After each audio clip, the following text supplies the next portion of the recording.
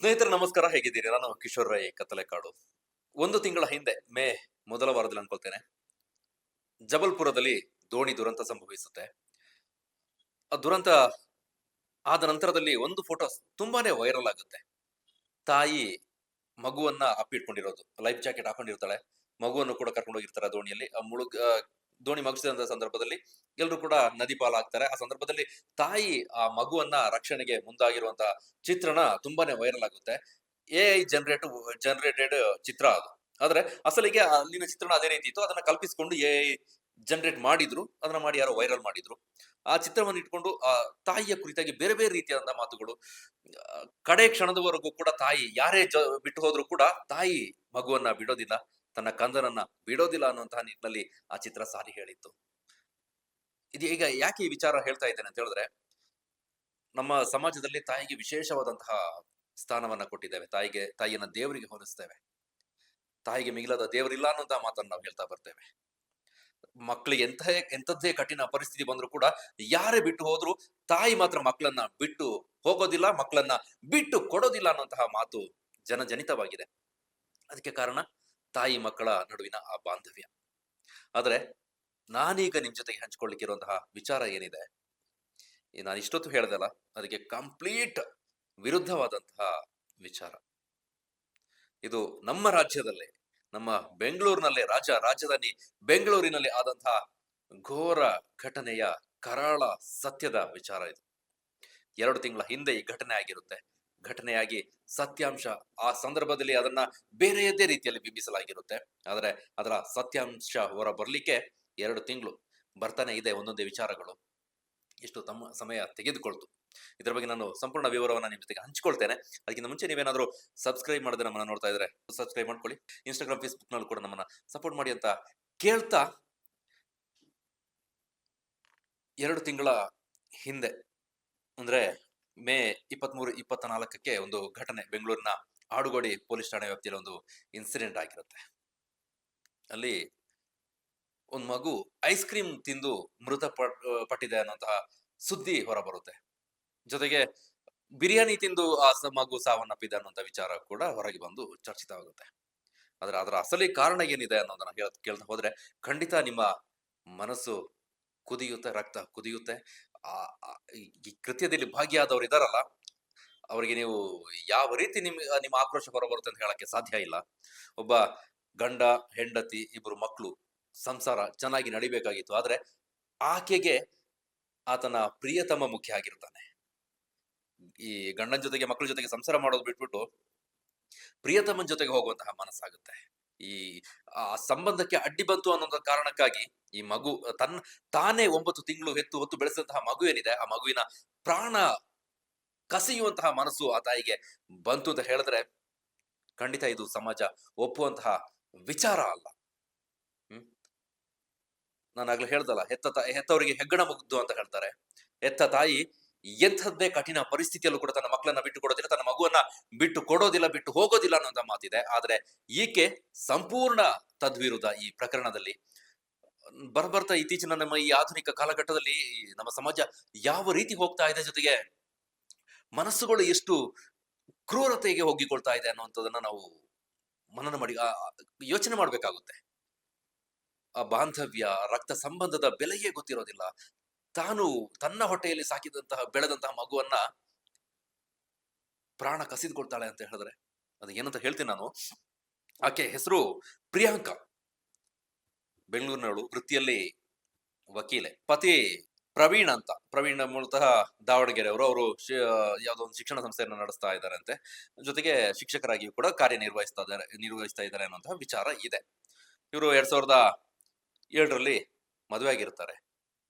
ಮದುವೆ ಆಗಿ 2 ಮಕ್ಕಳಾಗಿರುತ್ತೆ. ಇಬ್ರು ಕೂಡ ಹೆಣ್ಣು ಮಕ್ಕಳು. ಒಬ್ಳು ದೊಡ್ಡ ಮಗಳು, ಮತ್ತೊಬ್ಳು ಇನ್ನೊಂದು ಮಗುವಿಗೆ 6 ವರ್ಷ. ಈ ಫೋಟೋದಲ್ಲಿ ನೋಡ್ತಾ ಇದ್ದೀರಾ, ಆ ಮಗು 6 ವರ್ಷ ಈಗ ಜೀವಂತವಾಗಿ ಇಲ್ಲ. ಕಾರಣ ಈಕೆಯ ತಾಯಿ ಮತ್ತೆ ಪ್ರಿಯಕರ. ಅವ್ರು ಏನ್ ಮಾಡಿದ್ರು, ಈ ಮಧ್ಯದಲ್ಲಿ ಆಕೆಗೆ ಬೆಂಗಳೂರಿನ ಕಡೆ ಬರ್ತಾಳೆ. ಅಲ್ಲಿ ಊರಲ್ಲಿ ಇರ್ತಾರೆ, ಅಲ್ಲಿಂದ ಬೆಂಗಳೂರಿಗೆ ಬರ್ಬೇಕಾದಂತ ಪರಿಸ್ಥಿತಿ ಬಂದೋದಗುತ್ತೆ. ಕಾರಣ ಏನು ಅಂತ ಹೇಳಿದ್ರೆ, ಆಕೆಗೆ ಒಂದು ಜಮೀನು ಇರುತ್ತಂತೆ. ಬೆಂಗಳೂರಿನ ಯಾವುದೋ ಒಂದು ಪ್ರದೇಶದಲ್ಲಿ ಅವರ ಕುಟುಂಬದ ಜಮೀನು, ಒಂದು 50 ಎಕರೆ ಜಮೀನು ಇರುತ್ತೆ. ಅದರ ವ್ಯಾಜ್ಯ ನಡೆಯುತ್ತಾ ಇರುತ್ತೆ. ಒಂದು 25-30 ಎಕರೆದ ಏನೋ ಕೌಟುಂಬಿಕ ವ್ಯಾಜ್ಯ ನಡೀತಾ ಇರುತ್ತೆ ಆ ಜಾಗಕ್ಕೆ ಸಂಬಂಧಪಟ್ಟ ಹಾಗೆ. ಅದನ್ನ ನಡೆಸೋದಕ್ಕಾಗಿ ಆಕೆ ಬೆಂಗಳೂರಿಗೆ ಬಂದಿರ್ತಾಳೆ. ಅದಾದ ನಂತರ ಇಲ್ಲಿ ಆ ವ್ಯಾಜ್ಯ ನಡೆಸ್ತಾಳಲ್ಲ, ನಡೆಸ್ತಾ ಇದ್ದಾಗೆ ಈಕೆಗೆ ಲವರ್ ಸಿಗೋದು. ಈ ಮೋಹನ್ ಅನ್ನುವಂತಹ ವ್ಯಕ್ತಿ, ಆತ ಈ ಇಬ್ಬರ ಸಂಬಂಧ ಹೇಗೆ ಅಂತ ಹೇಳಿದ್ರೆ, ಈಕೆ PUC ಓದ್ತಾ ಇರ್ತಾಳಲ್ಲ, ಆ ಟೈಮಲ್ಲಿ ಅವರಿಬ್ಬರಿಗೆ ಲವ್ ಅಂತೆ. ಆ ಲವ್ ಈಕೆಗೆ ಮದುವೆ ಆಗಿ ಇಬ್ರು ಮಕ್ಕಳಾಗಿ ಒಂದು 20 ವರ್ಷ, 19-20 ವರ್ಷ ಸಂಸಾರ ಆದ ನಂತರದಲ್ಲಿ ಮತ್ತೆ ಇಬ್ಬರನ್ನ ಸೇರಿಸುವಂತೆ ಮಾಡುತ್ತೆ. ಒಂದು ರೀತಿ ಈ ವಿಧಿಯ ಆಟ ಇದು. ಈ ಕೋರ್ಟ್ ಕೇಸ್ ನಲ್ಲಿ ವಿಚಾರ ಮಾಡ್ತಾ ಇದ್ದ ಸಂದರ್ಭದಲ್ಲಿ ಆತ ಏನೋ ರಿಯಲ್ ಎಸ್ಟೇಟ್ ಏನೋ ಮಾಡ್ತಾ ಇರ್ತಾನೆ, ಅಲ್ಲಿ ಕಾಂಟ್ಯಾಕ್ಟ್ ಆಗುತ್ತೆ. ಮತ್ತೆ ಅವ್ರದ್ದು ಪ್ರೇಮ ಪ್ರಣಯ ಶುರು ಆಗುತ್ತೆ. ಅಲ್ಲಿಗೆ ಆಕೆಗೆ ಗಂಡನ ಸಹವಾಸ ಸಾಕುಂತಾಗುತ್ತೆ. ಗಂಡನಿಗೆ ಹೇಳಕ್ ಶುರು ಮಾಡ್ತಾಳೆ, ನಿನ್ನ ಜೊತೆಗೆ ನನಗೆ ಜೀವನ ಮಾಡೋದಕ್ಕೆ ಇಷ್ಟ ಇಲ್ಲ, ನನಗೆ ಡಿವೋರ್ಸ್ ಕೊಡು ಅಂತ. ಆದ್ರೆ ಇದನ್ನ ಕೇಳಿದಾಗ ಗಂಡನಿಗೆ ಶಾಕ್ ಆಗುತ್ತೆ. ಇಷ್ಟು ದಿನ ಚೆನ್ನಾಗಿದ್ದವಳು ಈಗ ಈ ರೀತಿ ಮಾಡೋದಕ್ಕೆ ಶುರು ಆಗ್ತಾಳ ಅಂತ. ಆತ ಡಿವೋರ್ಸ್ ಕೊಡೋದಕ್ಕೆ ಒಪ್ಪೋದಿಲ್ಲ. ಆಕೆ ಕೋರ್ಟ್ಗೆ, ಈತನಿಗೆ ಗೊತ್ತಿಲ್ಲದ ಹಾಗೆ ಕೋರ್ಟ್ಗೆ ಅಪ್ಲೈ ಮಾಡಿರ್ತಾಳೆ. ಕೋರ್ಟ್ಗೆ ಹೋದಂತ ಸಂದರ್ಭದಲ್ಲಿ ಈತ ಮಾತ್ರ ಹೋಗಿರ್ತಾನೆ ಅಂತ. ಇದು ಗಂಡ ಹೇಳಿದಂತಹ ಮಾತು. ನಾನು ಮಾತ್ರ ಹೋಗಿರ್ತೇನೆ, ಅವರ ಕಡೆಯವರು ಯಾರು ಬಂದಿರೋದಿಲ್ಲ. ನ್ಯಾಯಾಧೀಶರ ಮುಂದೆ ನಾನು ಹೇಳಿದ್ದೆ, ಆ ಕ್ಷಣದಲ್ಲಿ ಹೇಳಿದೆ, ನಾನು ಡಿವೋರ್ಸ್ಗೆ ಸಹಿ ಮಾಡೋದಿಲ್ಲ, ನನಗೆ ಹೆಂಡತಿ ಮಕ್ಕಳು ಬೇಕು, ಅವ್ರನ್ನ ನೋಡ್ಕೊಳ್ತೀನಿ ಅಂತ ವಿಚಾರವನ್ನು ಹೇಳ್ತಾನೆ. ಅಲ್ಲಿಗೆ ಕೇಸ್ ಅದನ್ನ ಮುಗಿಸ್ತಾರೆ. ಅದಾದ ನಂತರ ಹೇಗೋ ಮಾಡಿ ಏಕೆ ಆತನನ್ನ ಒಪ್ಪಿಸೋದಕ್ಕೆ ಪ್ರಯತ್ನ ಮುಂದುವರಿಸ್ತಾಳೆ. ಆದ್ರೆ ಈ ಮಧ್ಯದಲ್ಲಿ ಒಂದಷ್ಟು ಆಕೆ ನಡವಳಿಕೆಯಲ್ಲೂ ಕೂಡ ತುಂಬಾನೇ ವ್ಯತ್ಯಾಸ ಆಗಿರುತ್ತೆ. ಈತ ಬುದ್ಧಿವಾದವನ್ನು ಕೂಡ ಹೇಳಿರ್ತಾನೆ.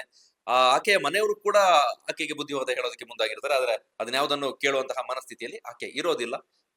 ಆಕೆಗೆ ಮೋಹನನ ಸಹವಾಸವೇ ಜೀವನ ಆಗಿರುತ್ತೆ. ಆತನ ಜೊತೆಗೆ ಇರ್ತಾಳೆ.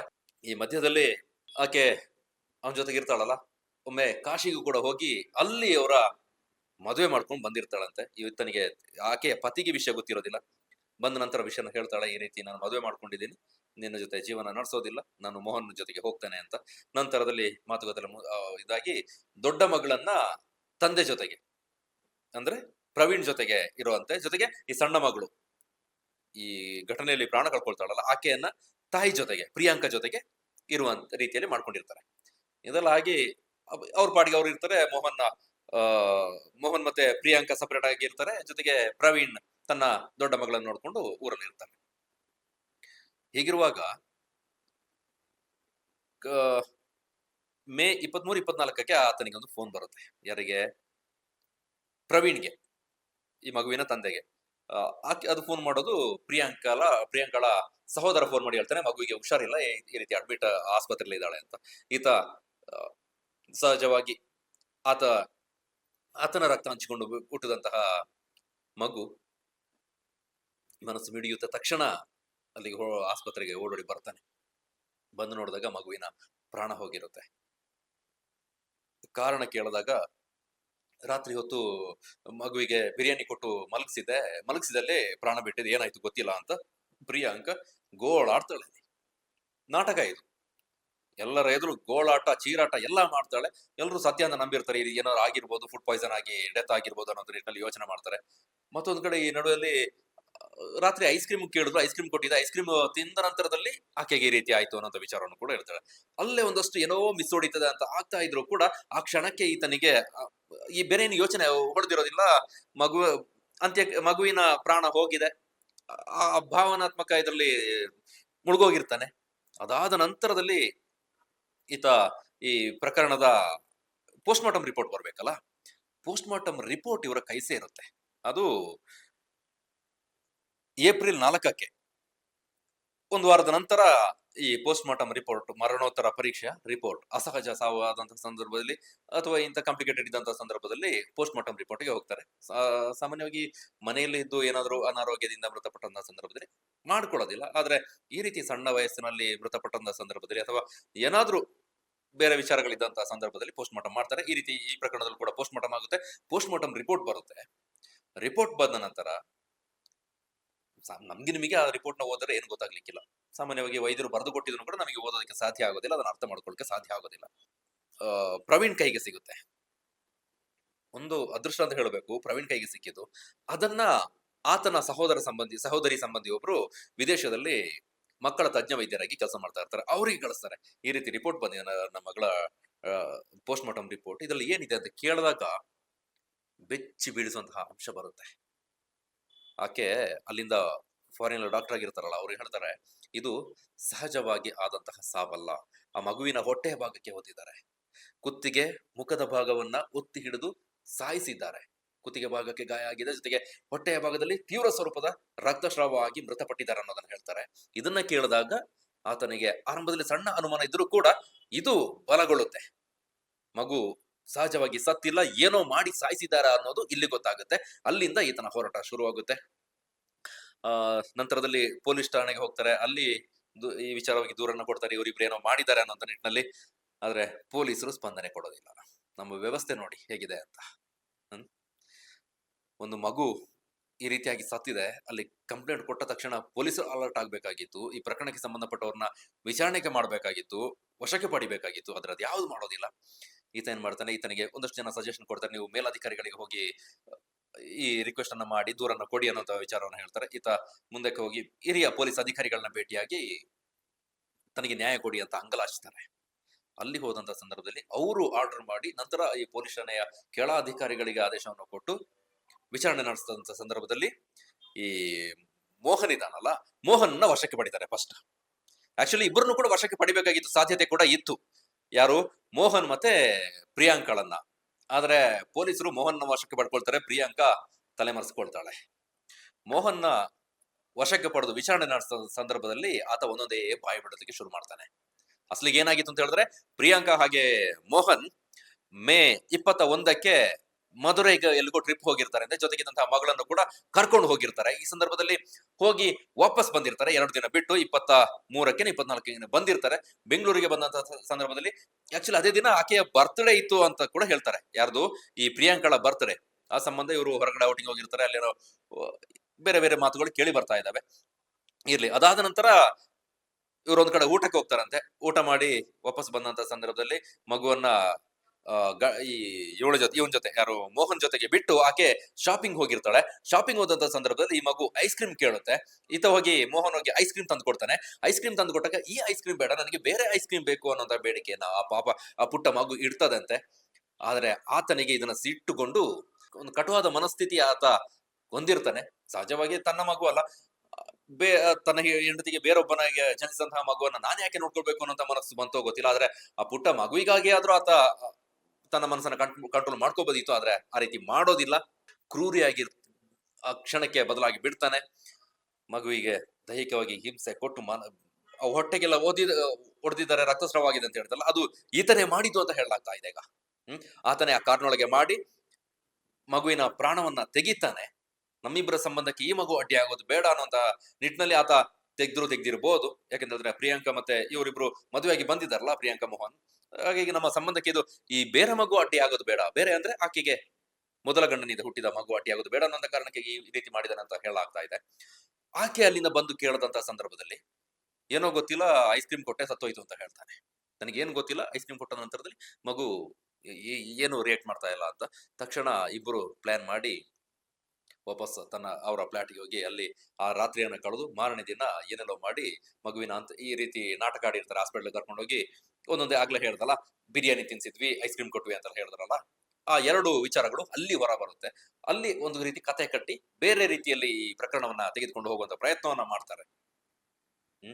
ಅದಾದ ನಂತರ ಇಷ್ಟೆಲ್ಲ ಈತನ ವಿಚಾರ ಮಾಡಿದಾಗ ಇದು ಅಸಲಿಗೆ ಬಯಲಿಗೆ ಬಂದಿರುವಂತದ್ದು.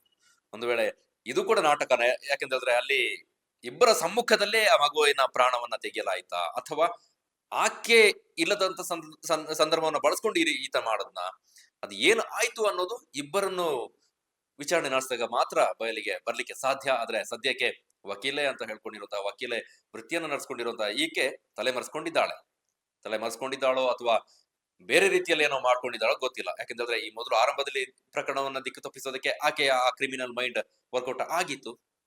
ಅಂದ್ರೆ ಪೋಸ್ಟ್ ಮಾರ್ಟಮ್ ರಿಪೋರ್ಟ್ ನಿಂದ ಒಂದು ಯೋಚನೆ ಮಾಡ್ಬೇಕು, ಅವಳು ಬೇರೆ ಬೇರೆ ರೀತಿಯಲ್ಲಿ ಪ್ರಕರಣವನ್ನ ದಿಕ್ಕು ತಪ್ಪಿಸೋದಕ್ಕೆ ಪ್ರಯತ್ನ ಪಟ್ಟಿದ್ದಾಳೆ. ಆದ್ರೆ ಮುಂದಕ್ಕೆ ಇರುವಂತಹ ಭರವಸೆ ನ್ಯಾಯಾಲಯ ವ್ಯವಸ್ಥೆ, ಪೊಲೀಸ್ ಇಲಾಖೆ ಯಾವುದೇ ಒತ್ತಡಕ್ಕೆ ಒಳಗಾಗದೆ ಈ ಪ್ರಕರಣವನ್ನ ತನಿಖೆ ನಡೆಸಬೇಕು. ಇಬ್ಬರನ್ನು ಕೂಡ ವಶಕ್ಕೆ ಪಡೆದು ವಿಚಾರಣೆ ನಡೆಸಬೇಕು. ಸತ್ಯಾಸತ್ಯತೆ ಏನು ಅನ್ನೋದು ಬಹಿರಂಗವಾಗ್ಬೇಕು. ಆತ ಪಾಪ ಪ್ರವೀಣ್ ಅನ್ನೋರು ಕಳೆದ ಕೆಲವು ದಿನಗಳಿಂದ ಬೆಂಗಳೂರಿನಲ್ಲಿ ಓಡಾಡ್ತಾ ಇದ್ದಾರೆ, ಮಾಧ್ಯಮಗಳ ಮುಂದೆ ಅಳಲನ್ನು ವ್ಯಕ್ತಪಡಿಸ್ಕೊಳ್ತಿದ್ದಾರೆ. ದಯವಿಟ್ಟು ಈ ಪ್ರಕರಣಕ್ಕೆ ಒಂದು ತಾರ್ಕಿಕ ಅಂತ್ಯವನ್ನ ತೋರಿಸ್ಕೊಡಿ ಅಂತ. ಯಾಕೆಂತಂದ್ರೆ ನನಗೆ ಆದಂತಹ ಪರಿಸ್ಥಿತಿ ಇನ್ನು ಮುಂದಕ್ಕೆ ಬೇರೆ ಯಾರಿಗೂ ಆಗ್ಬಾರ್ದು. ಜೊತೆಗೆ ಮುಂದೆ ಯಾರಾದ್ರೂ ಈ ರೀತಿ ಮಾಡ್ಬೇಕು ಅಂತ ಮನಸ್ಥಿತಿ ಇದ್ರೆ ಆ ರೀತಿ ಯೋಚನೆಯನ್ನು ಕೂಡ ತಮ್ಮ ತಲೆಯಿಂದ ಕಿತ್ತಾಕಿ ಆ ಯೋಚನೆಯನ್ನು ಮಾಡಿಕೊಳ್ಳದ ಈ ರೀತಿಯಾದಂತಹ ಶಿಕ್ಷೆಯನ್ನ ಈ ಪ್ರಕರಣದಲ್ಲಿ ಕೊಡಬೇಕು. ಈ ಪ್ರಕರಣ ಮುಂದೆ ಆಗ್ಬಹುದಾದಂತಹ ಅನಾಹುತಗಳಿಗೆ ಪಾಠ ಆಗ್ಬೇಕು. ಜೊತೆಗೆ ಎಲ್ಲೂ ಕೂಡ ಇಂತಹದ್ದು ಮರುಕಳಿಸಬಾರದು ಅನ್ನೋ ನಿಟ್ಟಿನಲ್ಲಿ ಒಂದು ಅದು ನ್ಯಾಯಾಂಗ ವ್ಯವಸ್ಥೆ ಇದಕ್ಕೆ ತೀರ್ಪನ್ನ, ನ್ಯಾಯವನ್ನ ಒದಗಿಸಿ ಕೊಡ್ಬೇಕು. ಆ ಮಗುವಿನ ಸಾವಿಗೆ ನ್ಯಾಯವನ್ನ ಒದಗಿಸಿ ಕೊಡ್ಬೇಕು ಅನ್ನುವಂತ ನಿಟ್ಟಿನಲ್ಲಿ ಕಣ್ಣೀರಿಡ್ತಾ ಇದ್ದಾರೆ. ಬಹುಶಃ ನ್ಯಾಯ ದೇವತೆ ಈತನ ಅಳಲಿಗೆ, ಈತನ ಮೊರೆಗೆ, ಜೊತೆಗೆ ಆ ಮುಗ್ಧ ಜೀವದ ಪ್ರಾಣ ಏನು ಹೋಯ್ತು ಅದಕ್ಕೆ ಒಂದು ನ್ಯಾಯವನ್ನ ಒದಗಿಸುವಂತಹ ವ್ಯವಸ್ಥೆಯನ್ನ ಮಾಡಿ ಕೊಡಬೇಕಾಗಿದೆ. ಯಾವುದೇ ಹಣಬಲಕ್ಕೆ, ಪ್ರಭಾವಕ್ಕೆ ಒಳಗಾಗದೆ ತನಿಖೆ ನಡೀಲಿ, ತೀರ್ಪು ಹೊರಬರ್ಲಿ. ಸತ್ಯ ಒಂದಲ್ಲ ಒಂದು ದಿನ ಹೊರ ಬರ್ಲೇಬೇಕು. ಜೊತೆಗೆ ಸಮಾಜ ಕೂಡ ಆತನಿಗೆ ಬೆಂಬಲವಾಗಿ ನಿಲ್ಬೇಕಾಗುತ್ತೆ.